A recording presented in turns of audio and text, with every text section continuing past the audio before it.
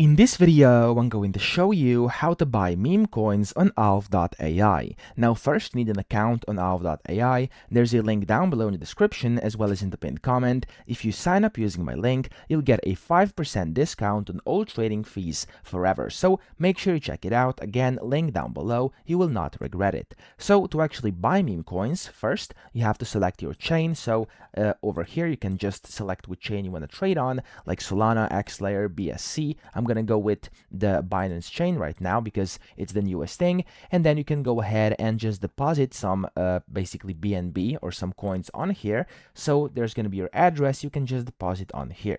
Now, whenever you actually do deposit inside your account to buy the meme coins, you can go to meme over here or to the trending coins, or you could also search for them via this search box and then just find the coin you'd like to trade. For example, let's say you found a coin. Let's say this is the one. Of course, it's completely up to you what you choose, but make sure you do proper research before you actually invest into meme coins because this is risky. A lot of these coins are going to be scams, okay?